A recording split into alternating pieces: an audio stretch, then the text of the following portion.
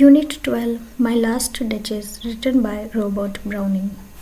Robert का जन्म Camberwell में 7 मई 1812 को हुआ। उनके फादर एक बैंक में क्लर्क थे। पोइट ने काफ़ी सारे सब्जेक्ट्स पर स्टडी की है। उनकी मदर स्कॉटलैंड से बिलोंग करती थी। वह काफ़ी डिवोटेड लेडी थी जो अपने बच्चों का अच्छे से केयर करती थी। पोइट को म्यूज़िक सीखने के लिए एनकरेज या प्रेरित भी किया गया था और अपने घर के पास डलविच गैलरी नामक जगह है, वहाँ पर वे अक्सर जाते थे अपने बचपन में। माई लास्ट डचेस एक ड्रामेटिक मोनोलॉग है। इंग्लिश लिटरेचर के बेस्ट ड्रामेटिक्स में यह एक है। ये पोएम बेसिकली एक किंग की है जो अपनी वाइफ से काफ़ी ज़्यादा नाखुश हैं। अब उनकी वाइफ की डेथ हो चुकी है और उसकी एक पेंटिंग बनी हुई है, जिस पेंटिंग को वो अपने गेस्ट को दिखाते हैं और अपनी वाइफ अपनी डचेस के बारे में उस गेस्ट को सारी बातें बताते हैं।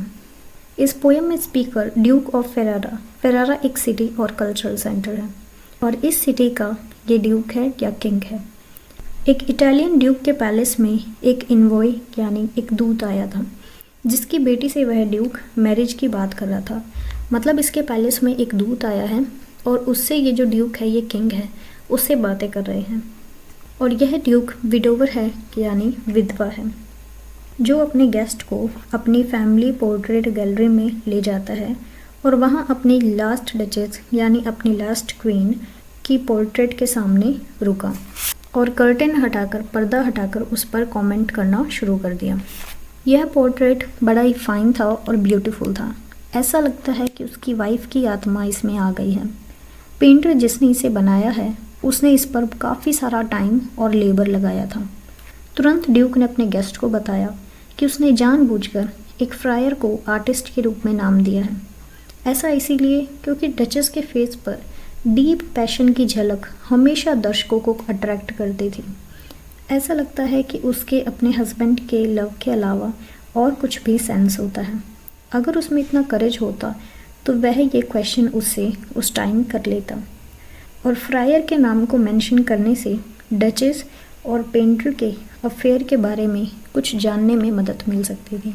यह किसी के लिए भी ऑब्वियस था कि वह उस डचेस के एक्सप्रेशन को देखकर समझ पाए कि उस स्टूडियो में जहाँ ये पेंटिंग बनाई जा रही थी वहाँ उसके हस्बैंड की प्रेजेंस के अलावा कुछ और भी था और उस डचेस का जॉय बड़ा ही क्लियर और ब्राइट नज़र आ रहा था।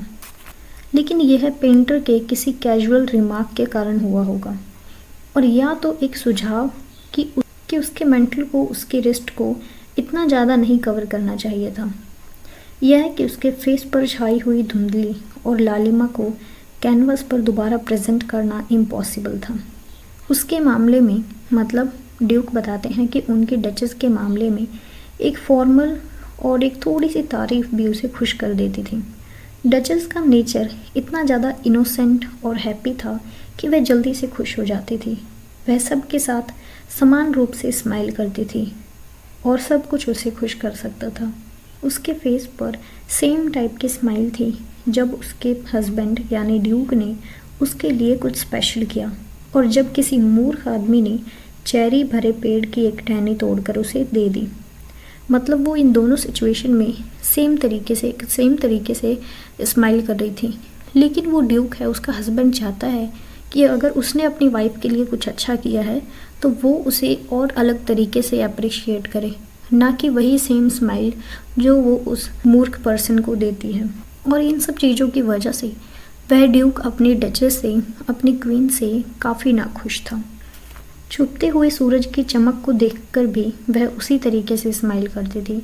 ऐसी सिंपल थिंग्स के प्रति इतना ग्रैटिट्यूड दिखाने के उसके इस तरीके से ड्यूक को ऐसा लगा कि उसकी वाइफ ने उसके गिफ्ट को 900 साल पुराने गिफ्ट का नाम दिया, बाकी सभी गिफ्ट्स की तरह। मतलब उसके गिफ्ट को भी थोड़ा स्पेशल उसने ट्रीट नहीं किया।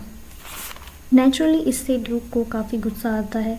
ऐसी बातों के लिए कंप्लेंट करना ड्यूक की गरिमा के विपरीत था। अगर वह उसे सही टाइम पर डांट देता, उसे सुधार देता तो शायद डचेस उसकी बात मान लेती।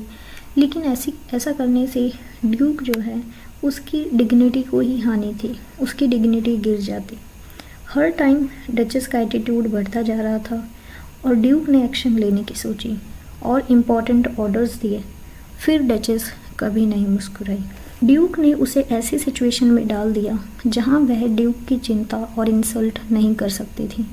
साफ शब्दों में कहें तो ड्यूक ने उसे मरवा दिया। इस प्रकार अपनी लास्ट डचेस की स्टोरी बताने के बाद ड्यूक अब अपने गेस्ट के साथ बाकी चीज़ों की ओर मुड़ गया। सबसे पहले डाउरी यानी दहेज था, जो उसे उसकी आने वाली नई ब्राइड, नई दुल्हन उसके लिए लाने वाली थी। वह जानता था कि वह उसके लिए इनफ होगा, जैसे कि काउंट जैसे हम्बल मैन से उसे मिला था। काउंट वो हम्बल मैन है जिसकी बेटी उसकी लास्ट डचेस थी और वो भी काफ़ी सारा डाउरी, काफ़ी सारा दहेज उस ड्यूक के लिए लाई थी। और इसी से इस पोएम का एंड होता है। इसके क्वेश्चन आंसर्स हम आगे आने वाली वीडियोस में कवर करेंगे।